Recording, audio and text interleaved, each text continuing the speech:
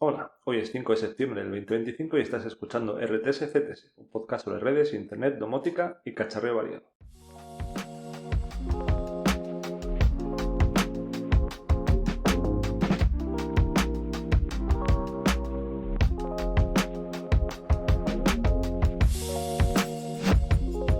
Y hoy quería hablaros de un tema que abordé en un episodio pasado, creo, brevemente. Sobre todo lo abordé desde el punto de vista de la cobertura Wi-Fi, que es el de la mala conectividad en casa. Muchas veces, probablemente algunas y algunos de vosotros tenéis acceso a Internet en casa, eso asumo que prácticamente la totalidad lo tenemos, pero no todas y todos podemos disfrutar, digamos, de una conectividad que estemos contentos en toda la casa, por diferentes motivos, por cómo está construida, por la extensión que tiene, por dónde está el punto de acceso Wi-Fi instalado, etcétera. Entonces quería ver brevemente, repasar brevemente qué tipos de soluciones podemos tener, ¿vale?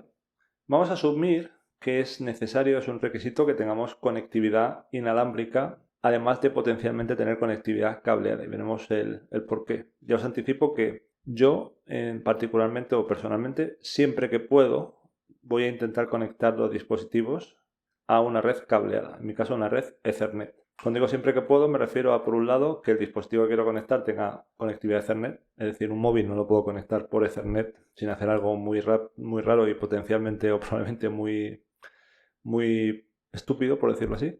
Pero hay otros dispositivos que sí, un portátil, un televisor, algunos elementos multimedia como pueden ser algunos altavoces, PCs que pueda tener.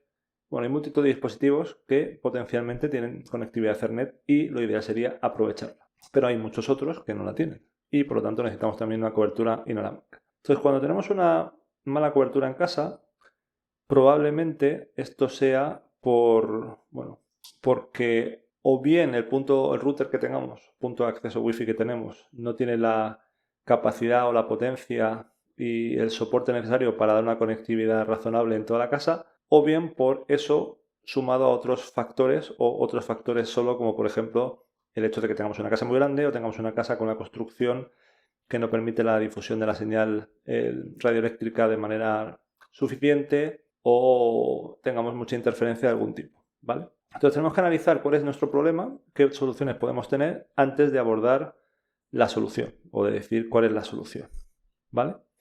Entonces, qué problemas podemos tener? Primer problema, ¿dónde tenemos el router puesto?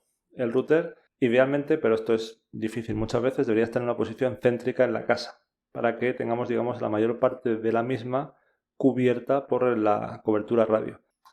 Céntrico no necesariamente significa céntrico físicamente, porque a veces por la construcción y por donde está, a lo mejor el punto más céntrico que garantiza una cobertura más o menos similar en todos, digamos, llegar a los extremos de la casa con una cobertura razonable no necesariamente es el punto más céntrico, pero muchas veces hoy en día en las viviendas nuevas sobre todo el router está a la entrada de la casa donde tenemos el punto de, digamos, de conexión de red del operador, donde llega la fibra y donde nos suele instalar el router y ese no suele ser el punto más céntrico. Si podemos, es un primer paso a probar. Un segundo paso es evitar interferencias de otros aparatos y también con otras redes Wi-Fi que tengamos. Normalmente los routers están configurados para funcionar en un canal que se decide automáticamente por el router y que incluso va variando porque va analizando qué otras interferencias Wi-Fi tiene y va saltando de canal. Esto a veces funciona bien, pero si tenemos una red, un entorno muy saturado de redes Wi-Fi, probablemente no sea la solución más óptima. Además, pero ahí no voy a entrar en detalles, lo podemos tratar en otro episodio y también creo que lo traté en ese episodio que mencioné al principio, el ancho de banda de la señal Wi-Fi en cada frecuencia. Normalmente hoy en día tenemos al menos la banda de 2,4 y la banda de 5 GHz y también empieza a ser común la banda de 6 GHz.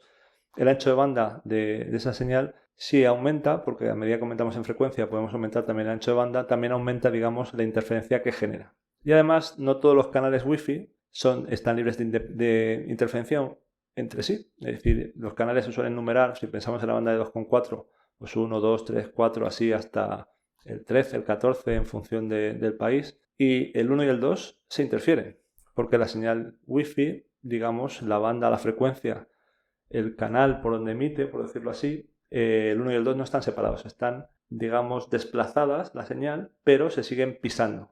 Entonces, para tener canales no solapados o no interferentes, pues tenemos que ir del 1 al 4, por ejemplo, ¿vale? Entonces, del conjunto de canales realmente no tenemos 13, 14 canales totalmente independientes sin interferencia, sino que tenemos un subconjunto mucho menor. ¿Qué más cosas podemos tener en cuenta? Bueno, podemos tener en cuenta intentar tener un router mejor, bien sea porque sea muy antiguo y no soporta protocolos modernos, bien sea por la potencia del mismo, por el número de antenas, etc. Eso a veces es una solución sencilla y solventa el problema, pero muchas veces pues, necesitamos tener una solución un poquito más radical. Y aquí entramos a analizar posibles soluciones. Primera solución que nos suele venir a la mente, un repetidor Wi-Fi que compramos, enchufamos por ahí y extiende la señal Wi-Fi. Esta es una solución que funciona normalmente.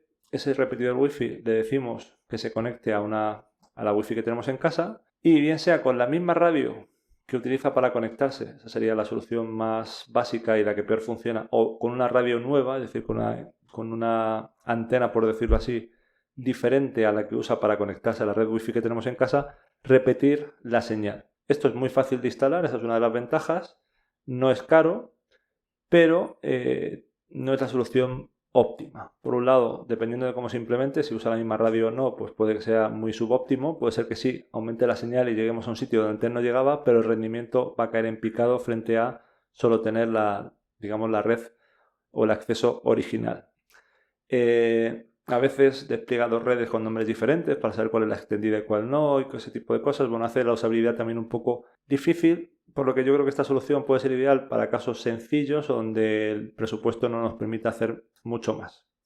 Esa solución incluso la podemos hacer, digamos, un do it yourself, de hacerlo con un router antiguo. Podríamos llegar a emular esa solución, de nuevo, con un rendimiento no óptimo. Otra solución muy sencilla y habitual es utilizar los dispositivos PLC, Power Line Communications, que son dispositivos que distribuyen la señal, digamos, de los datos por la red de electricidad de la casa. Esto normalmente lo que requiere es al menos dos dispositivos PLC, uno que estará cerca del router, enchufado a un enchufe de la red eléctrica, sin ningún tipo de regleta por medio, y un cable Ethernet entre ese dispositivo y el router que tenemos. Y el otro dispositivo PLC, que puede haber más de uno, de hecho podemos utilizar varios, en otros enchufes de la casa, de nuevo también sin regletas de por medio, y depende de la solución, pues esos otros dispositivos PLC pueden ser Wi-Fi, pueden ser Ethernet, pueden ser Wi-Fi Ethernet, y ahí, digamos, repetiríamos o generaríamos una señal Wi-Fi nueva que ha sido transmitida por la red o a través de la red eléctrica, aprovechando el cableado de la red eléctrica. Esta solución funciona bien o mal dependiendo de la instalación de la casa,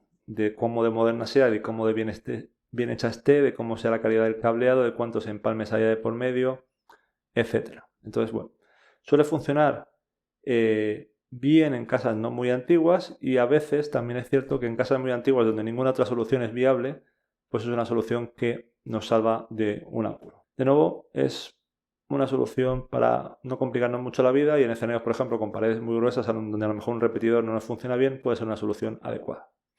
Otra solución, usar una red mallada, una red mesh. Y aquí existen multitud de productos comerciales. Esto hace años no era una solución que funcionara muy bien, pero hoy en día la verdad es que el rendimiento no está nada mal. Hay productos súper potentes que generan una única red Wi-Fi, se conectan entre sí todos los puntos de acceso utilizando redes específicas, es decir, interfaces específicas para interconexión entre los dispositivos, y funciona bastante bien. A modo de anécdota, yo recuerdo que en un proyecto de investigación hicimos una red mesh experimental usando enlaces de 5 GHz para los enlaces entre, digamos, los puntos de acceso, y luego dábamos acceso en 2,4, creo que así como lo hacíamos, en el año 2008.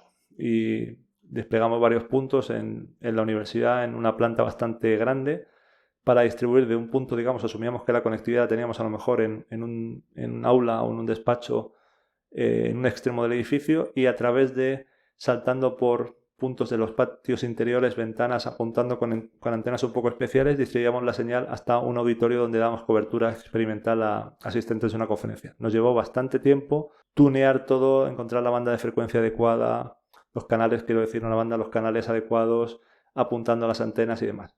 Esto estamos hablando de 2008 y era una solución totalmente a mano y de investigación. Ahora hay soluciones súper potentes, automáticamente hacen esto y funcionan bastante bien. ¿Cuál es el problema de esto?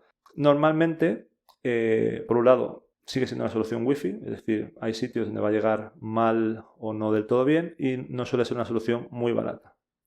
pero da un rendimiento bastante bueno y de una manera bastante sencilla, entre comillas, en cuanto a configuración.